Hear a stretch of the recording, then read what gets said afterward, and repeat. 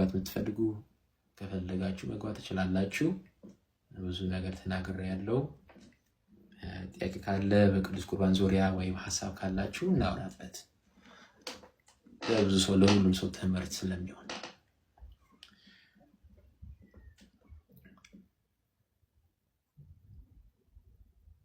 አሜን ይርዳን።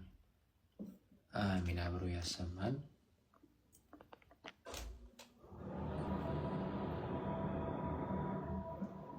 በቅዱስ ቁርባን ዙሪያ ሁላችሁም ሐሳብ ያላችሁ እናውራበት። ያው ለመቀበል ሐሳብ ያለው ሰው ካለ እናውራበት። በቁርባን ዙሪያ ጥያቄ ያለው ሰው ካለ እናውራበት። በጣም ጥሩ ርዕስ ነው ለሁሉም ክርስቲያን ብዬ ስለማስብ። እሺ አንድ አይቻለሁ። ሰላም ዲያቆን እንደምን ዋሉ? እንደምን አመሹ? ይመስገን። እንዴት ነው? ሰላም ሁላችሁም። አሜን እግዚአብሔር ይመስገን። አሁን እኛ የተዋህዶ አማኝ እንደመሆናችን ከቅዱስ ቁርባን ጋር እንዴት ነው መረዳት ያለብን? አንዳንዴ ከሙስሊሞች አካባቢ የሚነሳው ጥያቄ ምንድን ነው? ቅዱስ ቁርባኑ እውነተኛ ስጋና ደም ብላችሁ ካመናችሁና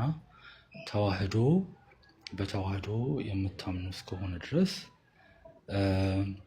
ያ ቅዱስ ቁርባን ስትወስዱ መለኮትን ወሰዳችሁ ወይ የሚል አይነት ጥያቄ አለና ከዛ ጋር ተያይዞ ቅዱስ ቁርባኑስ ይመለካል ወይ የሚል እንትን ያነሳሉና ከዛ ጋር ተያይዞ አረዳዳችን እንዴት ነው መሆን ያለበት? ቤተክርስቲያንስ እንዴት ነው ይህንን የምትዳስሰው የሚለውን ትንሽ ቢያስረዱ። እሺ ያው ቅዱስ ቁርባን ከክርስቶስ የምናገኝበት መንገድ ክርስቶስ ጸጋውና ምሕረቱን የምናገኝበት ታላቅ ሚስጥር ነው።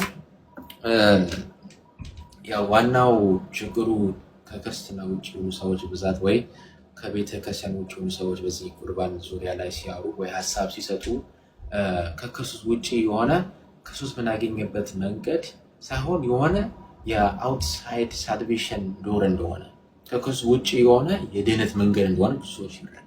እና ዋናው እሱ ነው የብዙ ሰዎች ችግር። ለምን ክርስቶስ ስጋውና ደሙ ይሄ ነው፣ ይሄ ስጋዬ ነው፣ ይህ ደሜ ነው ብሎ ተናግሯል። ለደቀ መዛሙርቱ አስተማራቸው። የቅዱስ ቁርባን ስርዓት አሳያቸው። ህብስቱ አንስቶ ጨው አንስቶ ነው ያስተማራቸው። እና ይሄ የቅዱስ ቁርባን ትምህርት ክርስቶስ የጀመረው ትምህርት ነው። ለሐዋርያት አስተማራቸው። ከዛ ሐዋርያት ለቅዱስ ቤተክርስቲያን አስረከቡ ማለት ነው ይሄ ስርዓት። እና መለኮትና ስጋ ስለተዋሃደ ክርስቶስ ስጋውና ደሙ አሳልፎ ሰጠን። ስጋው ቆረሰ፣ ደሙ አፈሰሰ። ይሄ ደግሞ ማድረግ የቻለው ስጋ ስለተዋሃደ ነው። ስጋ ባይዋሃድ ከመለኮት ጋራ ክርስቶስ ሊሰቀል አይችልም። መለኮት ረቂቅ ነው በጣም። መለኮት ማለት እንደ ንፋስ ማለት ነው። የማይጨበጥ፣ የማይዳሰስ፣ የማይነካ ማለት ነው።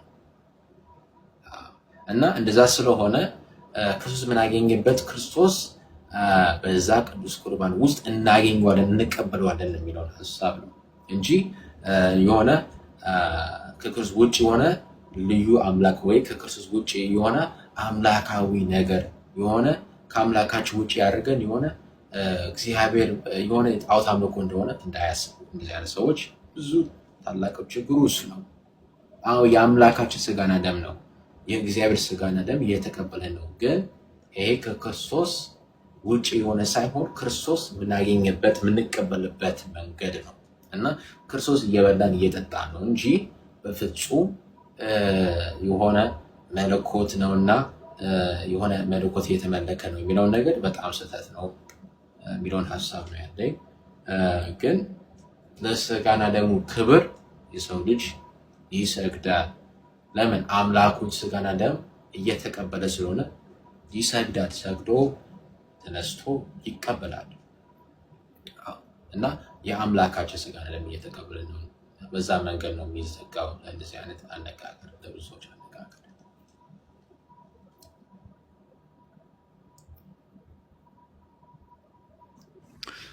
እሺ አመሰግናለሁ። ማለት እኔ ትንሽ እንትን የሚለኝ ምንድን ነው ተዋህዶ እና ቅዱስ ቁርባን ጋር ያለው ትንሽ እንትን ስለሚለኝ ነው። ሜቢ ሪፈር ላደርግ የምችለው እንትኖች ይኖራል። ሪፈር ላደርግ የምችላቸው ሪሶርሶች ምናምን ነገር ከዚህ ጋር ተያይዞ የሚነሳ ጥያቄ አይደር ከቤተክርስቲያን አባቶች ያብራሩበት ነገር ካለ ሜቢ አለለ አትሊስት ኖሽኑን ተረድቼም ሞር አርቲኩሌት አድርጌም እንትን ለማለት ለመጠየቅም ሜቢ ያንን ሪሶርስ እንትን ቢሉ ደስ ይለኛል። እሺ አዎ፣ በውስጥ መስመር እልክልሃለሁ። ብዙ አሉ፣ ብዙ በእንግሊዝኛ በአማርኛም አሉ። እልክልሃለሁ። በደንብ ብዙ አባቶች ብዙ ነው መልስ የሰጡት በቁርባን ዙሪያ። በዛ ጊዜ የተጠየቀው ጥያቄ ነው ዛሬ ብዙ ሰው የሚጠይቀው እና በዛ ጊዜ ስለተጠየቀ መልስ ቤተክርስቲያን አላት። አባቶች ጽሁፈታቸው በጽሁፍ በጣም ብዙ መልስ ነው የሰጡት እና ችግር የለም አድርጋለሁ። ሌላ ሰው ሀሳብ ካለ እቀበላለሁ። አመሰግናለሁ። ማለት ሰላም ብያለሁ። ከላይ የገባ ሰው ሰላም ብያለሁ።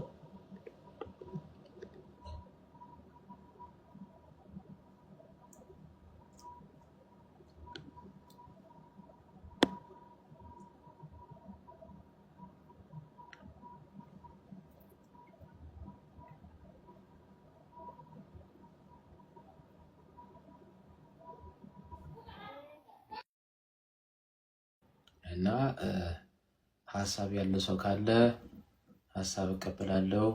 ጥያቄ በዚህ ላይ ወይ ሀሳብ ካለ እቀበላለሁ። ሁላችን በስርዓት እያደረገ ነው ስለሆነ በጨዋነት ሀሳብ ያለው ሰው ካለ መግባት ይቻላል። እኔ ቤት የሁላችሁም ቤት ስለሆነ ሁላችሁም እንደፈለጋችሁ እንደልባችሁ ሀሳባችሁ እንድትሰጡ እፈቅዳለሁ።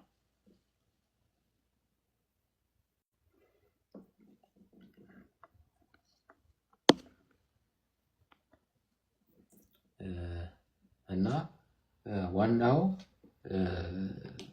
የቅዱስ ቁርባን ጥምቀት፣ እንደዚህ ሳክራመንት ሚስጥራት የሚባሉት እነዚህ በክርስቶስ ምሕረትና በጸጋው የምንቀበለው የምናደርገው የሰው ልጅ መዳኑ የሚፈጽምበት መንገዶች ናቸው።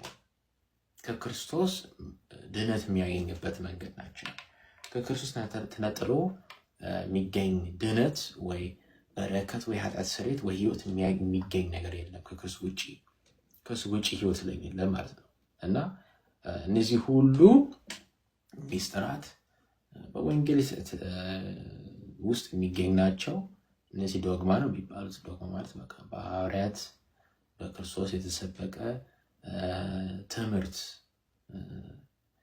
የማይለወጥ የማይሻር ትምህርት ማለት ነው። ዶግማ ማለት እሱ ነው። እና እነዚህ በጣም መሰረታዊ የክርስትና ትምህርት ናቸው። ክርስቲያን ደግሞ በቤተ ክርስቲያን ውስጥ ሆኖ ክርስቶስ የሚያገኝበት ከጸጋው ከምሕረቱ የሚሳተፍበት መንገዶች ናቸው የሚለውን ነው ለማስቀመጥ ነው። እና ብዙ ካልቸራል ንግግሮች አሉ። ብዙ ሰው እነዚህ ሚስጥራት እንደ ቅዱስ ቁርባን እንዳይቀበል የሚደረገው ብዙ ሰው ባህላዊ ንግግሮች አሉ። በቃ ይሄ ብትቀበል እንደዚህ ትሆናለህ፣ ትሞታለህ፣ እንደዚህ ትሆናለህ፣ ወይ አንተ እኮ በቂ አይደለህም፣ ወይ አንተ ገና ወጣት ነህ። እንደዚህ አይነት ንግግሮች ከወንጌል የወጣ ሀሳብ አሉ። ከመጽሐፍ ውጭ አይነት ሀሳብ ንግግሮች ናቸው። እነዚህ በትምህርት ሰው ትምህርት ተምሮ የሚያስተካክል ንግግርና ሀሳብ ናቸው እነዚህ። እና ክርስቶስ የመጣው ለሁሉም ለሁላችን ነው። ህፃናት ደግሞ ራሱ ደቀ መዛሙርቱ ህፃናት ወደ እሱ እንዳይመጡ ሲያደርጉ ተው ወደ እኔ ይምጡ ነው ያለው ክርስቶስ። እኛንም ደግሞ ሁላችን የልባችን በር እያኳኳ አያስገቡኝ የሚል አምላክ ነው ክርስቶስ። እንደው አንድ ስሉ ካያችሁ በር አለ፣ ክርስቶስ እያኳኳው እንዲገባ ይቆማል። እሱ ደግሞ በውጭው የሚሳብ ነገር የለም፣ በውስጡ ነው ያለው።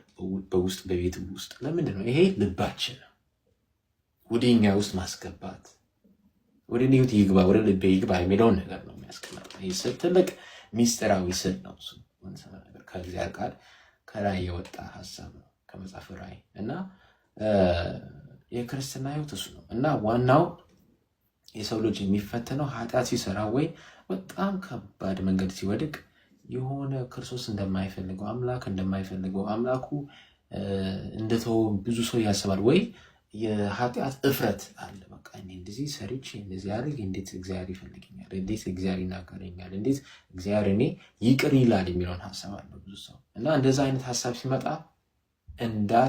እንደዚህ አይነት ሀሳቦች እንዳትቀበሉ፣ ንስሐ ግቡ፣ ከአምላካችሁ ጋር ተታረቁ። በፍጹም እንደዚህ አይነት ሀሳቦች እንዳያሸንፋችሁ።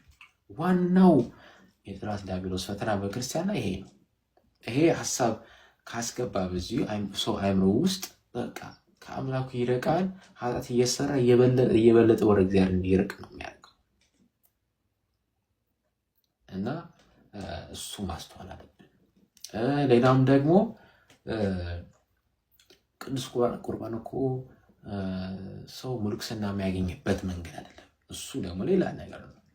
ብዙ ሰው በቃ ቆረበ ሲባል በቃ ሞሎክሴ ሊሆነው ገዳም ሊገባ ነው። እሱ እኮ ጥሪ ነው። ሰው እኮ እንደ ኤልያስ መሆን ከፈለገ ወይ እንደ ጳውሎስ መሆን ከፈለገ እሱ ጥሪ ነው። መንገድ ህይወት ነው። የህይወት መንገድ ነው። እሱ መርጦ እግዚአብሔር ያገለግላል፣ ወንጌል ይሰብካል፣ ሊያስተምር ይችላል። በፈለገበት መንገድ በጸጋው ሊያገለግል ይችላል።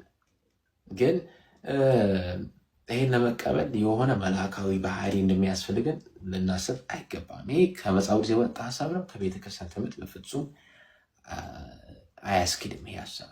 እና ክርስቲያን እንደዚህ ሚስጥራት ሲጀመር ሳክረመንት በቤተክርስቲያን ውስጥ የሆነው የሰው ልጅ ከክርስቶስ ጋር ቅርብነቱ እንዳይቋረጥ ወደ ክርስቶስ እየቀረበ ወደ አምላክ ወደ በሚሰል ጸጋ እንዲደርስ ነው። ዋናው ሀሳብ እሱ ነው።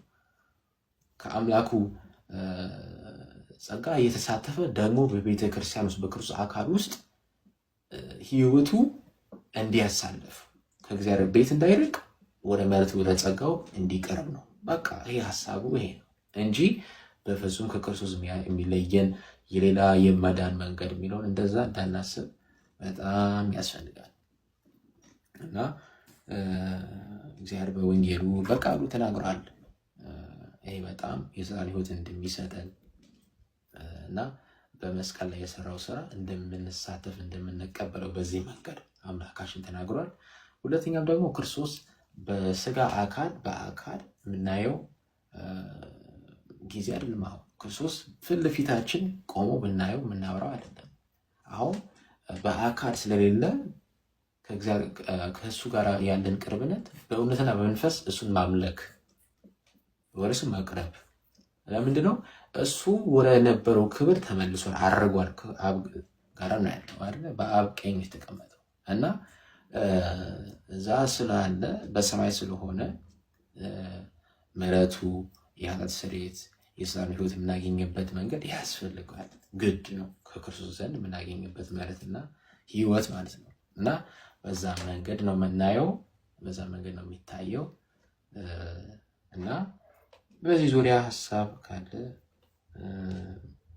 መናገር ይቻላል።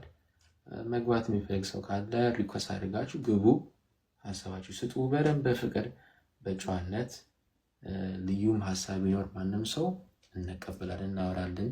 ሀሳብ መቀባበል፣ መስማት ጥሩ ነው፣ ማዳመጥ ጥሩ ነው። ከኛ አቋም ከሆነ ጥሩ ነው፣ ከኛ አቋም ውጭ ከሆነ ደግሞ እሱም ደግሞ መጥፎ ነገር የለውም። በኛ አመለካከት እስከጸናን ድረስ ምንም ችግር የለውም።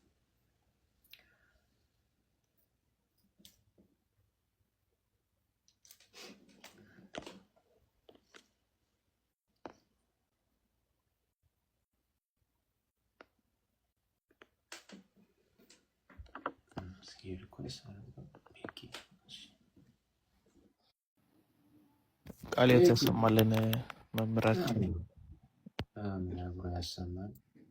ቤኪ ሀሳብ አለክ? መናገር የምትፈልገው ማስገባት የምትፈልግ ሰው ካለ ሼር ያደርግላቸው በደንብ ሰዎች እንዲገቡና በደንብ የኛ ሀሳብ ብቻ ሳይሆን ሌላ በቃ ልዩ ሀሳብ ያላቸው ወይ ዲስግሪመንት በራሱ ቢኖርም ጥሩ እኮ ነው። ዲስግሪ ስናደርግ ልዩ ሀሳብ ያለ ሰው ስንሰማ ጥሩ ነው። የኔ ሀሳብ እንደዚህ ነው፣ ያንተ ሀሳብ ምንድን ነው የሚለው እንደዛ ስናደርግ ይሄ ላይ በራሱ ብዙ አይነት አመለካከት ያለ ሰው እንዲገባ እንዲማር ሀሳቡ እንዲሰጥ በዚህ መንገድ ጥሩ ነው። ሰልጠን አሪፍ ጊዜ ነበረ። በጣም አሪፍ ትምህርት የተማርነው ያው ቃሉ ነው። ቃሉ ከሚለው ውጭ ወዴትም ሄድ አንችልም። መሰረታችንም ጅማሬያችንም እሱ ስለሆነ ያው እሱ የሰጠንን ነገር አሜን ብለን መቀበል ነው። እሱ የሰጠንን ነገር እሱ እንኩ ህይወት ይሰጣችኋል፣ የዘላለም ህይወት ታገኙበታላችሁ ካለ እኛ አይደለም ልንል አንችልም። ያ ማለት ምን ማለት ነው? እኛ አንተን እናስተካክል፣ ይቅር በለኝ እናስተካክል እንደማለት ነው። በቃ ኮሶ ይህ ስጋዬ ነው፣ ይህ ደሜ ነው፣ የዘላለም ህይወት ታገኙበታላችሁ፣ የኃጢአት ይቅርታ ታገኙበታላችሁ ብሎ ከተናገረ አንተ መተህ እዚህ ጋር አይ ይህን ዝም ብዬ ለምሳሌ ደግሞ ወስደው ማለት አትችልም። ለዛ ለስጋና ደግሞ ክብር ሊኖር ይገባል። እሱ እንደሚገኝ እሱ እዛው ቦታ እንደሚገኝ አምነህ ገብቶክ ምን እንደሆነ ገብቶክ ተምረህ ነው መውሰድ ያለብህ እንጂ ዝም ብለህ እግረ መንገድን ቸርች ሄደህ የምትወስደው አይደለም። እንደ ሌሎች አሁን እኛ እንደምናያቸው በጣም በጣም የሚገርም ጊዜ ላይ የደረስነው እውነት በጣም የሚያሳዝን ሁኔታ አሳያለሁ ቪዲዮ ምናምን ሴቶች የሚሰጡበት ጊዜ ላይ ደርሰናል። ወንድማችን እንዲያውቀው ሴቶች ቡና እንደሚያቀርቡት ቪንቶና እንትን ተደርጎ የጌታ ስጋና ደም ነው ተብሎ የምንወስድበት ጊዜ ላይ ደርሰናል። ሴቶች እያቀረቡ ትርጉሙን የማያውቁት ሰዎች ምን እንደሆነ የማያውቁ ሰዎች እዛ ነገር ላይ ደርሰው ማለት ነው። እና ምንድነው እዳ አለብን እኮ አይደል እንዴ? ሳይገባው የሚወስድ ይላል እኮ። ሳይገባው ሳያውቅ የሚወስድ ካለ የሱ እዳ አለበት ይላል። እና በጣም ጥንቃቄ ልናደርግ ይገባል እዚህ ነገር ላይ ብዬ አስባለሁ። እና በጣም አሪፍ ትምህርት ነበረ ወንድማችን መምህራችን እግዚአብሔር ይባርኮት፣ የአገልግሎት ዘመኖትን ይባርክ። በጣም እናመሰግናለን። ቅድም የገባው ጓደኛዬ ኤክስ የሚባለው ኤቲስት ነበርና ወንድማችን አሁን ተምሮ ምን ብሎ ተጠምቆ ቤተክርስቲያናችን አካል ሆኗል። እንኳን ደስ አለ በሉት። እሱንም አሁን ወጥቷል መሰለኝና እናመሰግናለን መምህራችን።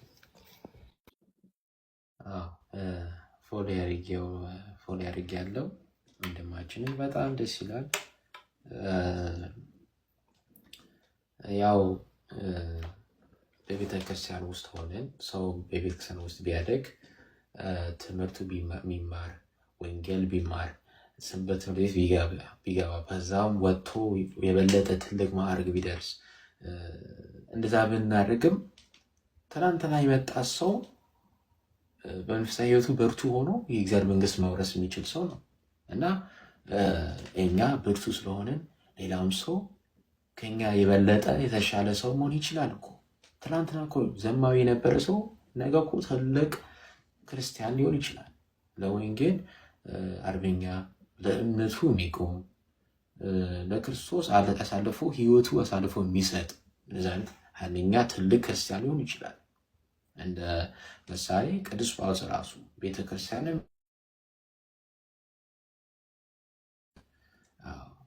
እንደዚህ የክርስቲያን ጥላት የነበረው ቅዱስ ጳውሎስ ክርስቶስ ተገልጦለት ክርስቶስ ጠራው። የእሱ ባሪያ እንዲሆን ክርስቶስ አድርጓል። እውነቱን ገልጦለታል። ጠርቶት አመጣው። ታላቁ የአምላካችን ሐዋርያ ሆነ። ለዓለም ብርሃን እስከሚባል ድረስ የደረሰ ታላቅ ሐዋርያ እና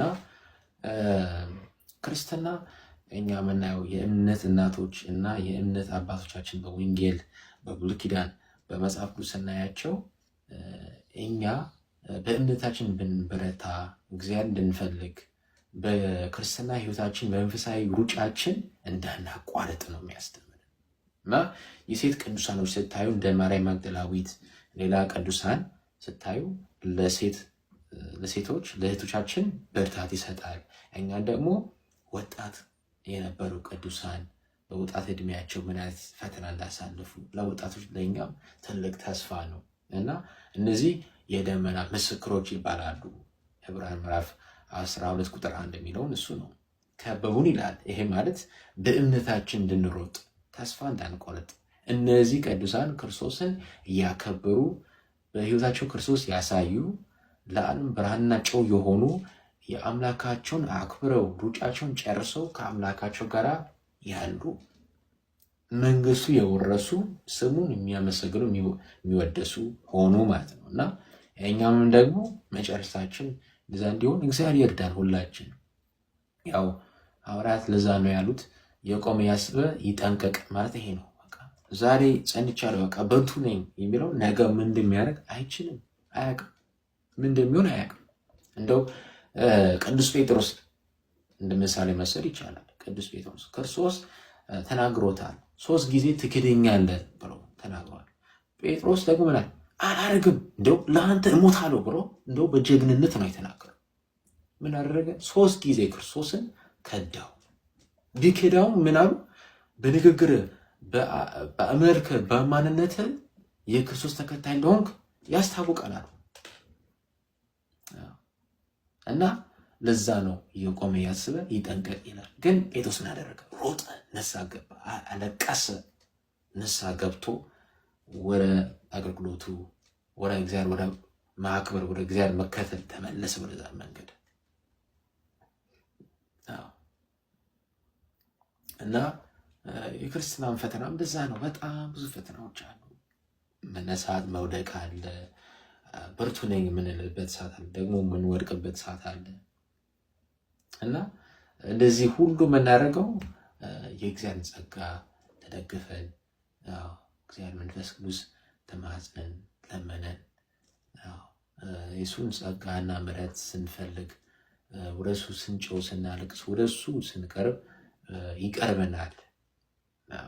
እግዚአብሔር ቀርቡና እግዚአብሔር ወደ ሁላችሁም ይቀርባል ይላል። እግዚአብሔር ቃል ወደ እኛ ይቀርባል እኛ ስንቀርበው እና ምሕረቱን መፈለግ ያስፈልጋል። ጸጋውን መፈለግ ያስፈልጋል። እና በዛ መንገድ ነው የሚታየው። እንዴት ዋላችሁ? እንዴት ነህ? እንዴት ነው? እግዚአብሔር ይመስገን። እንዴት ነው? እግዚአብሔር ይመስገን። ስለ ሲምቦሊክ ነው እያወራህ ያለው እና አንተ ደግሞ የጌታ ኢየሱስ ራቱ ስጋው ነው፣ ስጋው ደግሞ ራቱ ነው፣ እውነተኛ አማናዊ ስጋ ነው፣ እሱ ደግሞ የኃጢአትን ስርየት ይሰጠናል ብለህ ታምናለህ። እንደዛ ነው የሰማኸው መሰለኝ።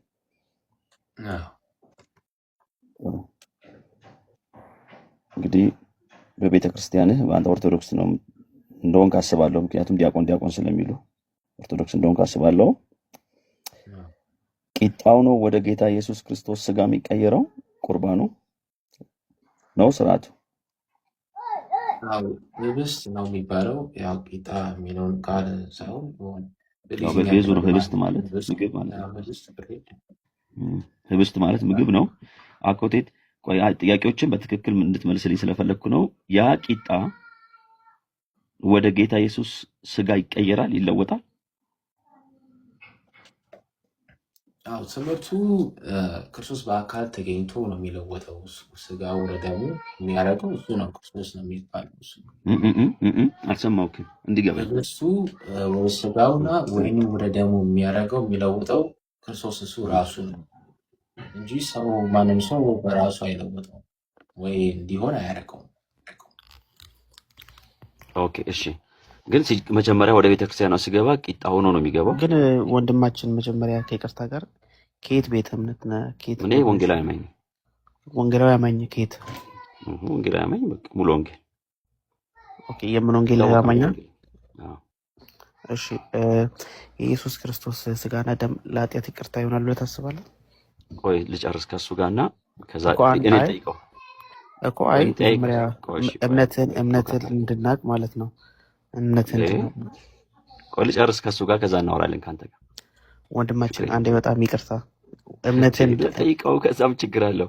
እሱ ነው እያስተማረ ያለው። ያስተማሩን ሰምቻለሁ። ቁጭ ብያለሁ ረጅም ሰዓት ልጠይቀው።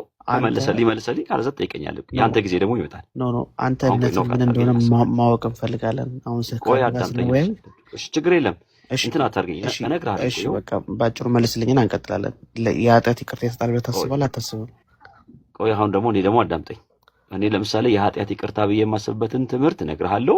አንድ ጊዜ ከወንድሜ ጋር ልጨርስና ከአንተ ጋር አወራለሁ እኮ። ለምንድን ነው ማትመልስልኝ? አሁን ይህን ጥያቄ አሁን የጠየቁት ጥያቄ እሱ ነው። ምንድነው ቤኪ ወንድም ቤኪ ይመልስልኝ እንጂ ይሄንን ሊትራሊ ከመጽሐፍ ቅዱስ ላይ አሁን ያወራቸው ወሮች ከመጽሐፍ ቅዱስ ላይ ካሉ ያሳየኝ። መጽሐፍ ቅዱስ ከፍቻለሁ፣ መረጃዎችን ይዣለሁ፣ አብሮ ያሳየኝ። ይሄንን ትክክል ካልሆንኩ እስተካከላለሁ። ያንተን እምነት ማወቅ እንፈልጋለና አሁን ምን መሰለህ ከአንተ ጋር ስንወያይ እሱ ይጠይቀኝ ይሄን ጥያቄ እኔ እጠይቃለሁ። እሱ ማለት እኔ ማለት ነው። እንዴት ነው የኃጢአት ይቅርታ ይሰጣል ብለህ ታስባለህ? እንዴ ምን ሆነህ ነው? ይሄንን አብረን እናወራለን አልኩህ እኮ ሰፊ ሰዓት አለኝ። ችግር የለም። እሺ ይሄን ጥያቄ ማትመለስ ከሆነ ከይቅርታ ጋር ላስወርድ ስለሆነ መልስልኝ። እንዴ ትችላላችሁ፣ ማስወረድ ትችላላችሁ። መጠየቅ ካልፈለጋችሁ ለምን ከፈታችሁት? ያንተን እምነት ማወቅ እንፈልጋለን። ለኃጢአት ይቅርታ ይሰጣል ብለህ ታስባለህ? እኔ የኃጢአት ስርየት ይቅርታ አይሰጥም ብዬ ባምን፣ እሺ ይሄ ያሳስባል አንተ? እሺ ያሳስባል? አይሰጥም። የኃጢአት ይቅርታ ይሰጣል ብዬ ባምን ቃሉን አትቀበልም ማለት ነው አይደል? መጽሐፍ ጌታ ኢየሱስ አሁን ከእሱ ጋር ላውራ አልኩህ፣ ከአንተ ጋር ከዛ እናወራለን። ሰፊ ሰዓት እናወራለን። ትቀጥላለህ እያልኩህ እኮ ነው። ግን ያንተን እምነት ማወቅ እንፈልጋለን። በቃ የኔ እምነት ለምሳሌ አንተ የምታምነው በሙሉ እኔ አላምንባቸው፣ ግን መጽሐፍ ቅዱሳዊ ማስረጃ ካለ ትሰጠኛለህ፣ ይይዛለሁ። ይህንን መልስልኛ። የኃጢአት ይቅርታ ይሰጣል ብለህ ታስባለህ አታስብም? ወንድማችን ለመጨቃጨቅ አይደለም። ይሰጣል ወይ አይሰጥም ብለህ መልስልኝ፣ ከዛ እንቀጥላለን።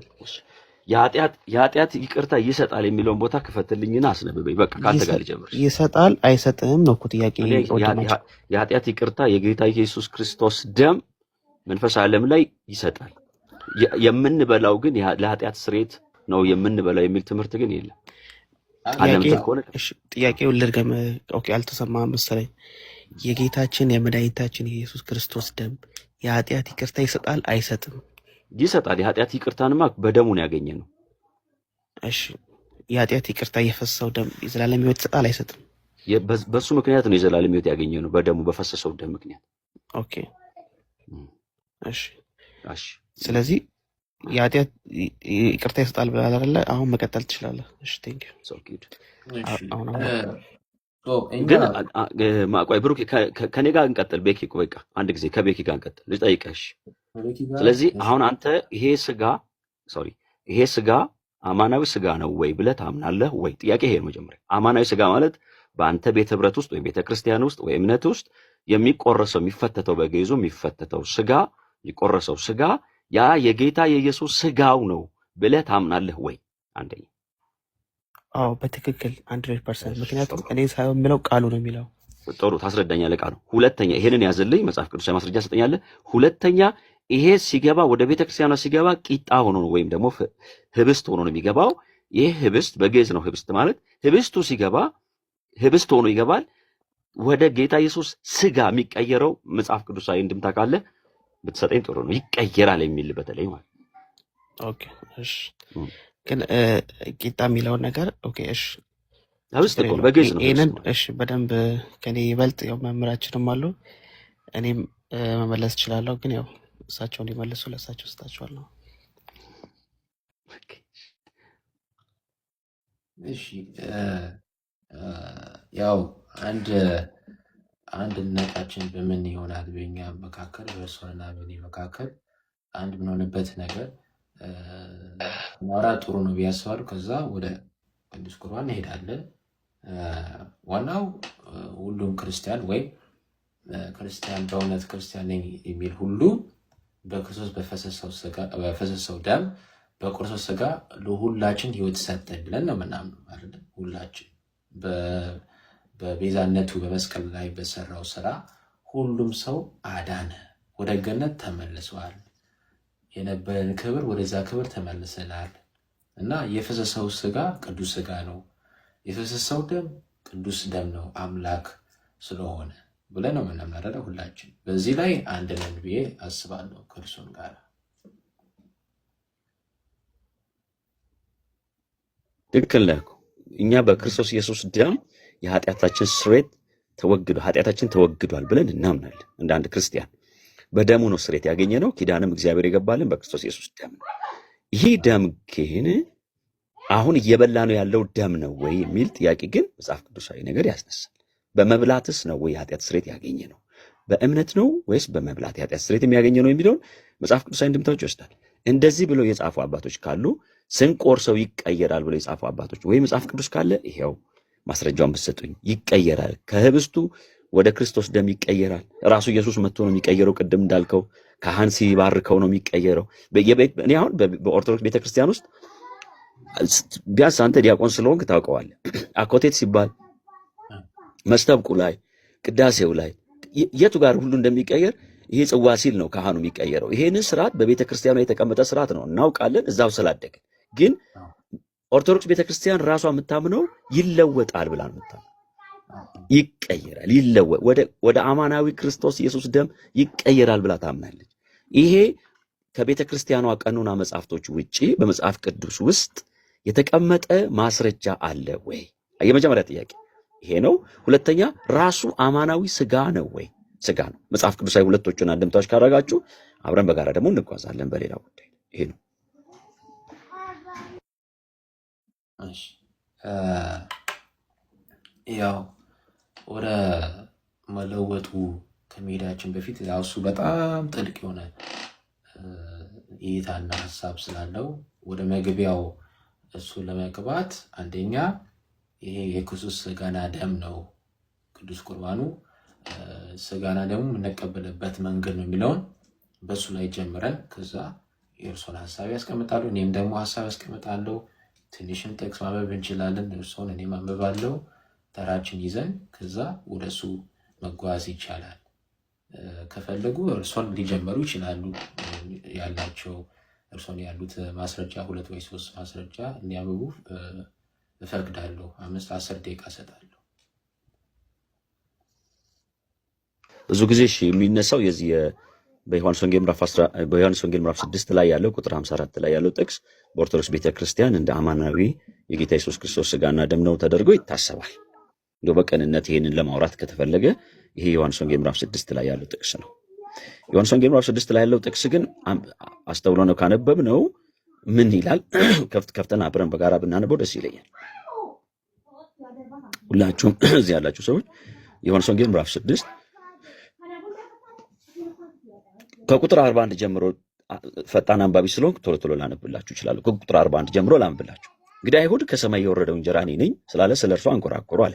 ከዛ በፊት 39 ላይ ከሰጠኝም ሁሉ አንድስ እንኳን እንዳላጠፋ በመጨረሻው ቀን እንዳስነሳው እንጂ የላከኝ አብ ይህ ነውና ልጁንም አይቶ በእርሱ የሚያምን ሁሉ የዘላለም ሕይወት እንዲያገኝ የአባቴ ፈቃድ ይህ ነው። ኢየሱስ ክርስቶስን አይቶ በእርሱ ደግሞ የሚያምን ሁሉ የዘላለም ሕይወትን እንዲያገኝ የአባቴ ፈቃድ ይህ ነው።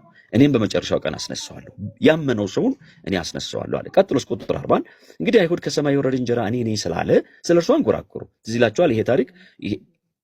ስጋዬን ያልበላ ደሜን ያልጠጣ የዘላለም ሕይወት የለውም የሚል ጥያቄ የተነሳበት ቦታ ነው። እንግዲህ አይሁድ ከሰማይ የወረደው እንጀራ እኔ ነኝ ስላለ ስለሱ አንጎራጎሩ።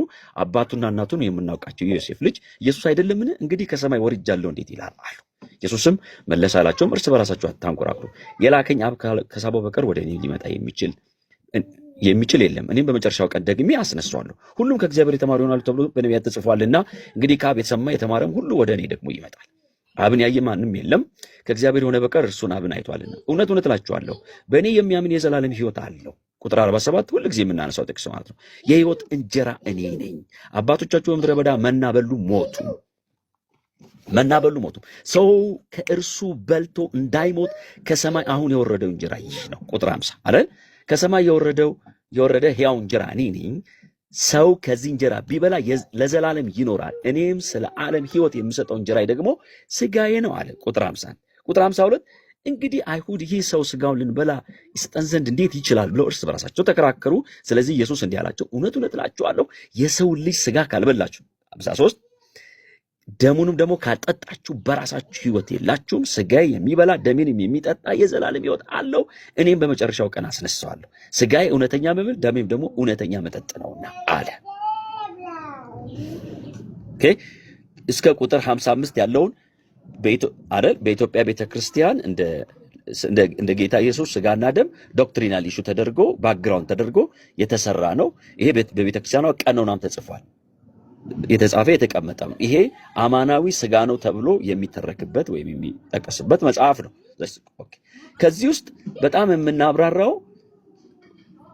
የምናብራራው እኔ እንደ ወንጌላውያን አማኝ ሁለት ጉዳዮች አሉ። አንደኛው እንዳላስረዝምባችሁ፣ አንደኛው በሙሴ ስለወረደው መባ ነው።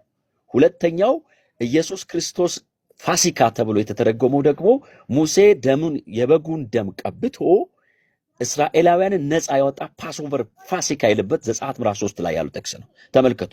ሁለቱም የተለያየ ቦታ፣ የተለያየ ስፍራ፣ የተለያየ ጊዜም ነው። ምግቡም የተለያየ ነው።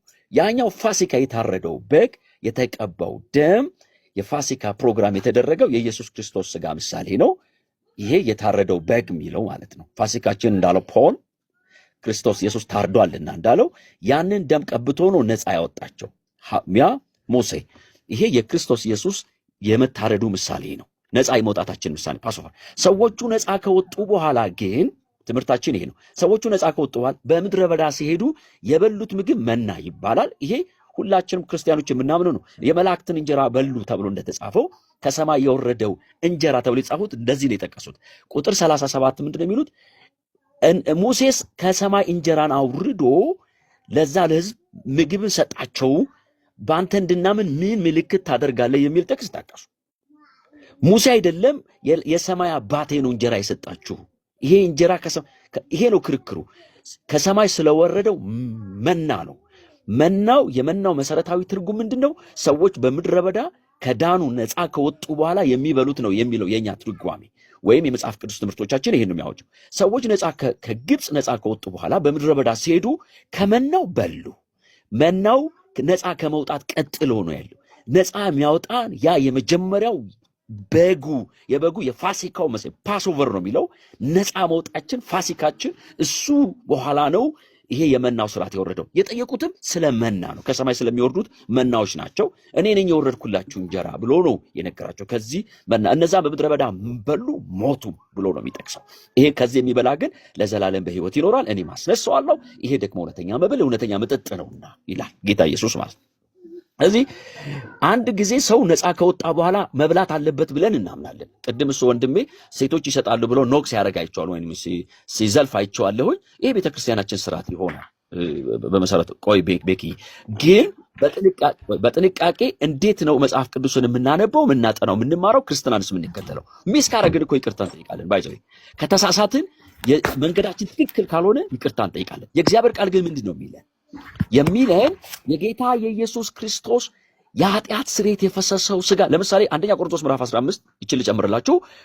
አንደኛ ቆሮንቶስ ምዕራፍ 15 ቁጥር 54 ተመሳሳይ ቦታ ቁጥር 54 ላይ ሄዳችሁ ብታነቡት ጌታ የመጀመሪያው ሰው ከመሬት መሬታዊ ነው፣ ሁለተኛው ሰው ከሰማይ ሰማያዊ ነው ይላል። የመጀመሪያው ሰው ሕያው ነፍስ ሆነ፣ ሁለተኛው ሰው ግን ሕይወትን የሚሰጥ መንፈስ ሆነ ብሎ ይጽፋል።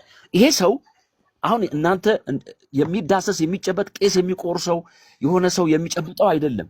እኛ በቤተ እምነታችን ሁለተኛው ሰው አሁን መንፈስ ሆኗል ብለን አፖስትል አሳጥረው አፖስትል ወንድማችን ቆይ አሳጥረውና ፈቅዶልኝ ነው ጥያቄ እንጠይቃ እንዴ ከይቅርታ ቆይ ጋር ትጠይቃለህ። ጽፈህ ነው የምትጠይቀው። ስራ ብዙ አይ ኖ ብዙ እያወራ ስለሆነ ሀሳቡ እንዳይሸረሸር ቅድም ምን ነበር ያልከው ስታነብ ህብስቱን አንስቶ ምንድን ነው ያላቸው ጌታችን? አንዴ ከይቅርታ ጋር ህብስቱን አንስቶ ምንድን ነው ያላቸው? አንድ ጊዜ ቤኪ አይ በስርዓት ኖ አውራ አንተን አሁን ቆይ እምነቴን ላስቀምጥ። ቆይ ከዛ ጥያቄ ብዙ እያወራ ስለሆነ ምን መሰለህ እንዲህ እየተጠያየቀ እንትን ካላልን ከባድ ነው። አንተ አሁን ምንድን ነው በመሀል ላይ ይክብ አንድ ጊዜ እድል እሰጥሃለሁ መምራችን ስብከት እየሆነ ስለሆነ ነው ስብከት እየሆነ ስለሆነ ስብከት ነው እምነቴ እኮ። እሺ ግን አዎ ጥያቄውን መለስልኝና በቃ እኔ እንትን ጨርሰህ እመልስልሃለሁ። ምን እንደሚያያርግ እርሶን አሁን ሳምራይዝ ያደርጉት ዋናው ወደ መጨረሻ መግቢያ ጠቅልል እንዳደረገው ሀሳብ ይስጡ። ትንሽ ሴንሲቲቭ ነገር ባይናገር ጥሩ ነው። አንዳንድ ምናምን ስሜታዊ ስለሚሆኑ ስለሚችሉ ለስሜታችን ለመጠበቅ አይ አነጋገሩም የሆነ እንትን የለውም ላይክ በጣም እንትን አይደለም እና ለዛም ነው ወንድማችን ከይቅርታ ጋር ጥያቄን መልስልኝና ወደ እንትን ትገባለህ። ጌታችን ህብስቱን አንስቶ ምንድን ነው ያላቸው?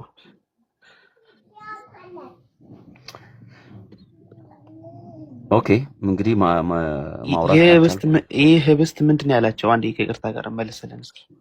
እንግዲህ ማለት ማውራት ካልቻልኩኝ እኔ እናንተን ሰምቻለሁ። ደግሞ ልስማህ ብለን የጀመርከው ላውራና ከዛ በኋላ ልጠይቅ። እኔ ዝም ልበል? አዎ እንደዚህ አይሆንም እኮ አሳጥረው፣ ከይቅርታ ጋር አሳጥረውና ስብከት እንዳይሆን አሁን ጨርሻለሁ። የእናንተን መረጃዎችን ጠይቁኝ፣ ከዛ አብረን እንጠይቃለን። በቃ ማውራት ካልቻልኩ ምን ጨርስ ነው። ችግር የለም። መደምደሚያ ይስጡ፣ ሰመራይዝ ያደርጉ። ኦኬ በቃ ባጭሩ እኛ የጌታችን የኢየሱስ ክርስቶስ ስጋ ይሄ ስጋው አማናዊ ነው ብለን የማናምንበት በአንደኛ ቆሮንቶስ ምዕራፍ 11 ላይ የተጻፈው መጽሐፍ ጥቅስ ይዘን ነው። ምን ማለት ነው? ጳውሎስ ይሄንንስ ምን ብሏል? አሁንም አረዘማችሁ እንዳትሉኝ ማንበብ አልቻልኩም ማለት ነው። እንግዲህ መጽሐፍ ቅዱስ ነው ላይ ላነብ የምችለው አንደኛ ቆሮንቶስ ምዕራፍ 11 ቁጥር 17 ጀምሮ ስለዚህ ስለ ክርስቶስ ኢየሱስ ስጋ ተጽፏል። በተለይ ጳውሎስ ተላልፎ በተሰጠበት ሌሊት ብሎ ነው የጻፈው። ስለዚህ እንደ አዲስ ኪዳን ክርስቲያን የአንደኛ ቆሮንቶስ ምዕራፍ 11 ጥቅስ ይገዛናል። ከቁጥር 17 ጀምሮ ለመታሰቢያዬ አድርጉት ብሎ ነው የሰጠው ነው የሚለው። በቃ ደስ ይላል። ጳውሎስ ነው ይሄንን የጻፈው። ልንቃወመው አንችልም። አላሻሻለውም። ሐዋርያ ነው። ሁላችን እንቀበለዋለን። ይሄንን ብሎናል። ምንድን ያለው? ይሄንን ለመታሰቢያዬ አድርጉት። ዳስስ በቃ ተጽፏል እንደዚህ ተብሎ። ይሄንን ነው የምጠቅስላችሁ። ከዚህ የዘለለ በተለይ አንደኛ ቆሮንቶስ ምዕራፍ 11ን እንዴት ይበሉ እንደነበረ፣ እንዴት ይሰክሩ እንደነበረ፣ እንዴት ሁላችሁም እንዲያውም ሲያዝ ከቤታችሁ በልታችሁ ነው የሚለው። አሁን ኦርቶዶክስ ቤተክርስቲያን ማንም ሰው በልቶ አይሄድም። እኛ ግን በልተን ነው የምንሄደው። መጽሐፍ ቅዱስ ስለሚለን ነው። ይሄንን መቃወም አትችልም። ለማንኛውም መጽሐፍ ቅዱስ የሚለንን ብንል ጥሩ ነው። የተሳሳትኩት ነገር ካለ እንትኔ በጣም ድምጼ ወፍራም እንትን ከሆነ ሶሪ፣ ንግግሬ እንደዚህ ስለሆነ ሶሪ። ጠቅልል የሆነ ሀሳብ ስለሰጡ በጣም የማመሰግነው። እንግዲህ በርካታ እርሶን ሀሳብ ሰጡ። እኔ ሀሳብ የሚገጠው መሰጃዎች እነዚህ ናቸው ብሎ ነው የተናገሩት። ያው እዚህ ይሄ ቶፒክ ርዕስ ያው ሴንሲቲቭ ነው። ዋናው ሴንሲቲቭ የሆነ ቶፒክ የመረጥኩት ደግሞ መሰለጠን ነው ብዬ አስባለሁ። ሁላችን አመለካከታችን በእኛ አመለካከት ይሄ ነው፣ የዚህ ሰው አቋም እንደዚህ ነው ብለን ሀሳብ ስንሰጥ የአንዱ ሀሳብ ሰጥተን የእኛ ሀሳብ ስንሰጥ እና አግሪ ለዲስግሪም ራሱ መጥፎ ነገር የለውም። ሀሳብ ደግሞ መስማት ደግሞ ጥሩ ነው። እንደዚህ ስናደርግ ሞር ይሄ የመሰዳደብ ኢሞሽናል መሆን ጥላቻ መናገር ብለው ነገር ይሄ ነገር ያስወግዳል። ይሄ ስንለምደው በደንብ ለምድ ስለሚያስፈልግ በኛ ኮሚኒቲ ውስጥ በሁሉም ሰው በእኛ ኢትዮጵያዊ ኮሚኒቲ ሃይማኖት በጣም ሴንሲቲቭ ነው። ሁላችን በጣም ሴንሲቲቭ እንሆናለን እና እሱ አንደርስታንድ አደርጋለሁ። እና በዚህ በቅዱስ ቁርባን ዋናው ሀሳቡ ይሄ መጀመር የፈለኩት እርሱን የጠቀሱት ጥቅስ ስናየው አዎ ይናገራል። ለመታሰቢያ ይሁን የሚለውን እንደው ክርስቶስ አሳልፎ ከመስጠቱ በፊት ወይ ወደ ስቅለት ከመሄዱ በፊት ስለ ሥጋውና ደሙ ተናግሯል ለደቀ መዛሙርቱ። ይሄ የሰራው ስርዓት ያሳያቸው ስርዓት ከስቅለት በፊት ነው። እሱ የማይክድ ነው፣ ማንም አይክደውም። ግን ዋናው ሀሳቤ ምንድን ነው? ብሉ ጠጡ፣ ወይ ሥጋዬ መብል ነው ደሜ ደግሞ መጠጥ ነው እስካለ ድረስ ይሄ የሚበላ የሚጠጣ የምንበለው የምንወጠው ነው ማለት ነው። እና አቋሜ ይሄ ነው፣ ሀሳቤ እሱ ነው። እና በዚህ በማዕዱ በዚህ ቅዱስ ማዕድ በክርስቶስ ሥጋና ደም የምናገኘው የዛሬው ሕይወት ከክርስቶስ ነው። የምናገኘው ጸጋ ከክርስቶስ ነው። የምናገኘው ምሕረትና ጸጋ ከክርስቶስ ነው እንጂ ከክርስቶስ የሚለየን አይደለም። እና ለዛ ነው ወደ ስቅለቱ የጀመርኩት። እኛ ሥጋ ቆረሰ ደግሞ አፈሰሰ ለእኛ ለዘላለም ሕይወታችን፣ እኛ የዘላለም ሕይወት እንዲኖረን ክርስቶስ አሳልፎ ተሰጠ፣ ተሰቀለ። ዳግመኛ አዳም ሆኖ የእኛ ፍዳና ሞት በሞቱ ሞትን ኃይል ገደለው፣ የሞትን ኃይል አሸነፈው፣ መቃብራችን ባዶ አደረገ። በዚህ ላይ አንድ ከሆንን እኔ ኮኔክት ለማድረግ የፈለግኩት በዕለተ ዓርብ የሆነው በተፈጸመው ነገር እሱ ካመነን ይህ ሥጋና ደም ከክርስቶስ ጋር ህብረት ያለው ነው። ሥጋው ከክርስቶስ ሥጋ ጋር ይሄ ህብስት ህብረት አለው። ይሄ ያለው ጽዋ ከክርስቶስ ደም ጋር ህብረት ያለው ነው። የአንደኛ ቆሮንቶስ ምዕራፍ 10 የሚለውን ሀሳብ ነው ይዤ ነው። እና ለዛ ነው የምንቆርሰው ህብስት ከክርስቶስ ህብረት ያለው አይደለምን ይላል ቅዱስ ጳውሎስ። ደግሞ ምን ይላል ደግሞ እኛ የምንባርከው ጽዋ ደግሞ ከክርስቶስ ደም ህብረት ያለው አይደለምን ብሎ ይጠይቃል። ከዛ ደግሞ ምን ይላል? መስዋዕቱ ከሚሳተፉ ሰዎች የሚቀበሉ ሰዎች የመሳዊያው ተካፋይ ናቸው ይላል። እና መሳዊያ ከብሉይ ኪዳን የተጀመረ ነገር ነው። መስዋዕት ሁሉ ጊዜ የሚደረግበት ነው። ይሄ ደግሞ መሳዊያ ሲለው የአዲስ ኪዳን መስዋዕት የሆነው ክርስቶስ የእግዚአብሔር በግ የሆነው ክርስቶስ የታረደው በግ የምናገኝበት የምንቀበልበት መንገድ ነው። ይሄ የአዲስ ኪዳን መሰዊያ አገልግሎት ለክርስቶስ ሥጋና ደም ነው።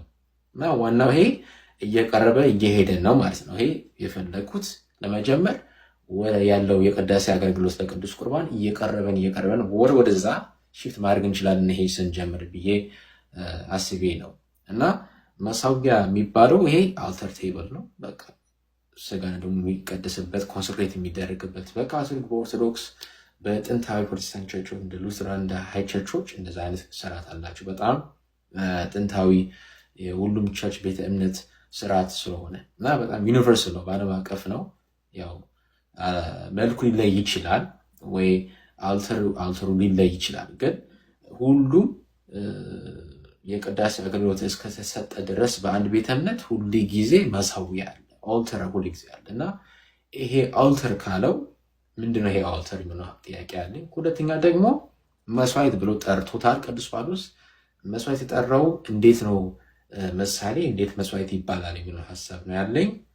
ሌላው መጨረሻው ሀሳብ ደግሞ ሳይገባቸው የተቀበሉት የቆሮንቶስ ክርስቲያኖች እንደሞቱ እንደታመሙ የሥጋና ደሙ ዕዳ አለበት። ሳይገባው ሥጋና ደሙ የተቀበለ ሰው ዕዳ አለበት። ዕዳ ይበላል፣ ዕዳ ፍርድ ይጠጣል ይላል። እና ይሄ ደግሞ ጠቅለል የሚለውን ሀሳብ ነው ያለኝ።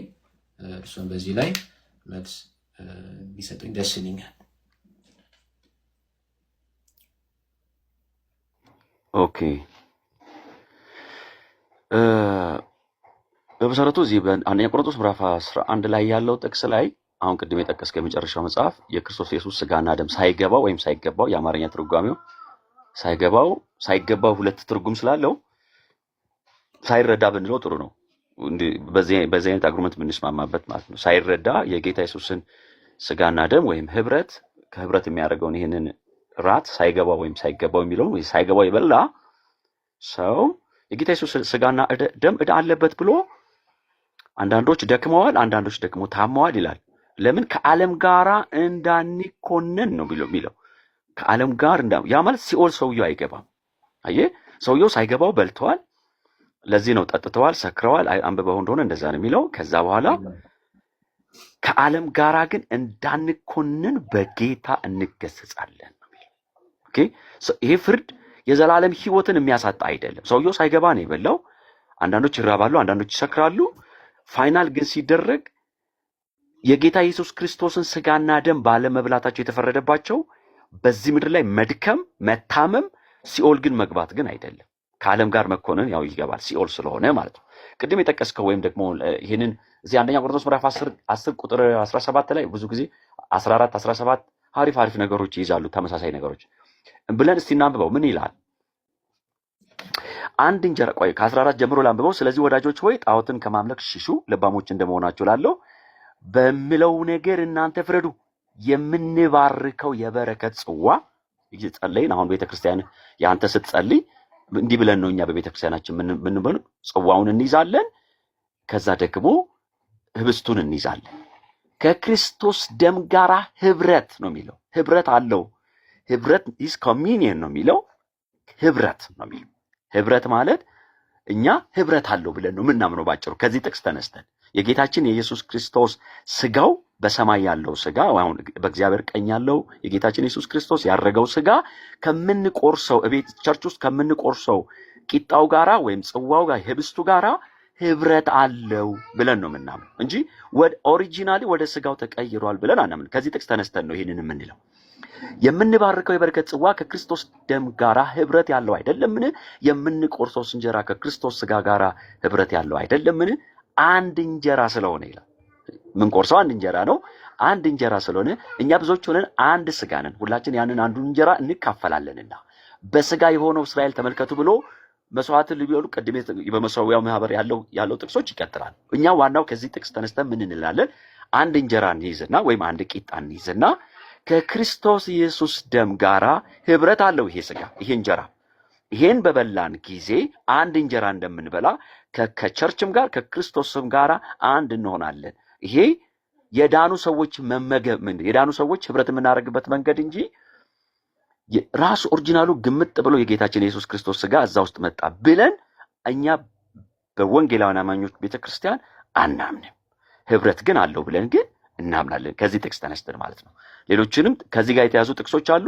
እንደዚሁ ቀስ እያልኩኝ አብራራለሁ። እንደዚህ ግን እኛ እናምናለን።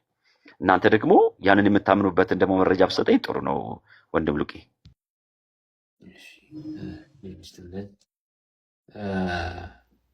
አዎ በጣም ብዙ ጥቅሶች አሉ። ያው የአንዱ መርጬ ላንብብ እችላለሁ። አጭር ለማድረግ ነው የምፈልገው ከመጠን በላይ እንዳላራዝመው እና ይሄ የኃጢአት ይቅርታ ወይ የኃጢአት ስርየት ይሰጣል የሚለውን ሀሳብ ይዛል ብዬ አስባለሁ። ይሄ የማርቆስ ወንጌል ምዕራፍ 26 ከቁጥር 26 እስከ 28 ያለው ሀሳብ ነው። ጥቅሱ የማቴዎስ ወንጌል ምዕራፍ 26 ቁጥር 26 እስከ 28። ኦኬ ዲያቆንዬ ይሰማል? አዎ ይሰማል። እሺ ያው እኛ ክርስቲያኖች ነን። የምናወራውን ነገር ያው ከመጽሐፍ ቅዱስና መረጃ እያወጣን እያሳየን ብናወራ የሚል ሀሳብ አለኝ። ምክንያቱም ከቅድም ጀምሮ ወንድማችን ሲያወራ እየሰማው ነበርና ብዙ ረጅም ሰዓት ስለሚያወራ ያው አላቋርጥም ብዬ ነው እርስዎም ስላሉ ዝም ያልኩት። እኛን ምናምነው እያለ ብዙ ጊዜ ያወራል። እኛ ሲል እነማን ናቸው እነሱ? ወንጌል አማኝ ነኝ ብሏል፣ ፕሮቴስታንት ነኝ ብሏል። እኛ ብሎ ሲያወራ የጌታን ስጋና ደም እውነተኛ የጌታ ስጋና ደም ነው ብለው የሚያምኑ የዘላለም ሕይወት ይሰጠናል ብለው የሚያምኑ ፕሮቴስታንቶች አሉ። እነማን ናቸው? ሉትራኖች ናቸው። እኛ ሲል እነሱን ያጠቃልላሉ የሚለውን ነገር አንደኛ ነገር መስመር መፈልጋለሁ ዘሜን ፖይንት ማለት ነው። ሁለተኛ ነገር ደግሞ የራሱ ቤተ እምነት ምሳሌ ነው ብሎ የተጻፈበትን ምን ከመጽሐፍ ቅዱስ ጥቅስ ማለት ነው ተነስተው ምሳሌ ነው የሚለውን ነገር ሊያሳዩን ይገባል እንጂ ዝም ብሎ መጥቶ እዚህ ጋር ከኪሱ መረጃ ያወጣ ማውራት አይችልም። በዚህ እኛ የተጻፈ ነገር እያሳየን እየተናገረን ያለ ነው። ህብስቱን አንስቶ ሰጣቸው። ምን አድርጎ? ህብስቱን አንስቶ ሰጣቸው። ይሄን ብሉ፣ ይሄን ጠጡ፣ የዘላለም ህይወት ታገኙበታላችሁ እያለ ነው። እዛ ጋር ምን እያለ ነው? እሱ ካለክ አንተ ማነክ? ምሳሌ ነው ልትል አንተ ማነክ? ሲጀመር እሱ እኮ ሰጥተዋል እኮ አይደል? በቃ ይሄን ህይወት ታገኝበታለህ ብሎ ሰጥተዋል እኮ። ግን አንተ እዚህ ጋር መተህ ምሳሌ ነው ብለህ የምትናገረው አንተ ማነክ? እዚህ ጋር ሁለተኛ ነገር ደግሞ እኛ እያልክ የምታወራው ነገር ፕሊዝ ካሁን በኋላ እሱን እዚህ ጋር ብታቆም ይሻላል። ምክንያቱም ብዙ አያስኬደንም። ምክንያቱም እንተዋወቃለን። ፕሮቴስታንት ነኝ ካልክ ፕሮቴስታንት ውስጥ የጌታን ስጋና ደም እውነተኛ የጌታ ስጋና ደም ነው ህይወት ይሰጣል ብሎ የሚያምኑ የፕሮቴስታንት እምነት አሉ እዛ ውስጥ እናንተ ውስጥ። ኦኬ፣ ስለዚህ እንዴት ነው ያንን ነገርስ እንዴት ነው የምታየው የሚለውን ነገር ማውራት ያስፈልጋል እንጂ እዚህ ጋር አፖስተል ነኝ ብለህ መተህ ስላወራክ ብዙ ስላወራክ ምናምን እኛ ምንም እንትን የምንለው ነገር የለም። ቢቻል ደግሞ የምታወራውን ነገር ከመረጃ ከማስረጃ ጋር እያያዝክ ብታወራ ይሻላል። ቴንክ ዩ መምህራችን፣ እናመሰግናለን። እሺ ቀጥሎት ሰው አጭር ነው ማድረግ የምፈልገው። ቤኪ ማን ሉቃስ እባክህን ቤኪ እንዲናገር አትፍቀድለት። እውነት አሁን እሱ እያደረገ ያለው ነገር ጤነኛ አይደለም። ሁለተኛ ነገር እስካሁን ያነበብኩት ኦርቶዶክስ ቤተክርስቲያን በምታምነው መጽሐፍ ቅዱስ ላይ ነው። ሌላ ቦታ እንኳን አይደለም። ስለዚህ ክፈተውና ከመጽሐፍ ቅዱስ እያሳየክ ክፈትና እያሳየክ ጥቅስ እኮ ነው የተነገርኩህ። ከፍተህ ማየት ይችላል። ጥቅስ ነው የነገርኩህ። ከፍቼ አሳያለሁ። ችግር የለም። እዚሁ አለ። በቃ ጥቅስ ነው የነገርኩህ። እኛ ምናምን እንደዚህ ነው ሁለተኛ ምናምን እያልክ እያሳየን ማለት ነው። ወይ መጽሐፍ ቅዱስ መያዝ አለብህ። አዛ እሱ አንቺ ነግረኝ ጥቅሱ። አንዴ ቆይ ወንድማችን፣ አንተም እኔም ሳወራ ይደራረባልና የምታወራውን ነገር በማስረጃ አውጥተህ ማለት ነው እንጂ ዝም ብለህ ከራስህ ብቻ እያወራህ። ሉቃስ እስካሁን የተናገርኩት ነገር ከመጽሐፍ ቅዱስ ውጭ ነው የተናገርኩት። ያ ብዙ ነገር ከራስህ እያወራህ ነው። አንተ ዝም በል። የተናገርኩት ከመጽሐፍ ቅዱስ ውጭ ነው እንዴ? ግዴታ እሱ መናገር አለበት እንዴ? እኔ እየነገርኩህ እኮ ነው። እዚህ ያሉ ሰዎች ይሰማሉ። እዚህ ያሉ ሰዎች ይሰማሉ። መበጥበጥ ብቻ ነው ያስከው ቤት። እሺ ይሁንና ተረጋጋ። ማታውቀው ነገር የምትለው ኬት አመጣው? ቆይ አንዴ ተረጋጋ ወንድማችን። ምሳሌ ነው የሚለውን ኬት አመጣው? ከኪሳር ላይ ያወጣው እሱን የተጻፈ ነገር አውጥታ አሳየን። ምሳሌ ነው የጌታና የስጋና ደም ምሳሌ ነው የሚለውን አውጥታ አሳየን። በቃ ካሁን በኋላ ከአንተ ጋር በመረጃ ነው የምናወራው። ካለ መረጃ ሚዩት እንዳታነሳ። ጨርሰናል። ምክንያቱም ያንተን እንትን ለመስማት አይደለም እዚህ ቁጭ ያልነው ልንማማር ስለሆነ ማለት ነው። ወንድማችን ደግሞ ሰበር አለ ላይ ከፈለግ አይ መረጃ የለኝም ካልክ ከወንድማችን ጋር እንቀጥላለን። ዛዘ ፖይንት እንጂ ያንተን ተረት እዚህ ለመስማት አይደለም ቁጭ ያልነው። ኦኬ በቃ አመሰግናለሁ። ግን እንደዚህ ከሆነ እንትናችሁ ስትፈልጉ ሚዩት የምታደርጉ ስትፈልጉ የምታስወርዱ ከሆነ ምንም እኮ ይሄ ጤነት አይደለም። እና ግባ ብላችሁን ያስገባችሁኝ እንወያያለን ብላችሁ ያስገባችሁኝ አንተ ወንጌሉ አንብባለሁ።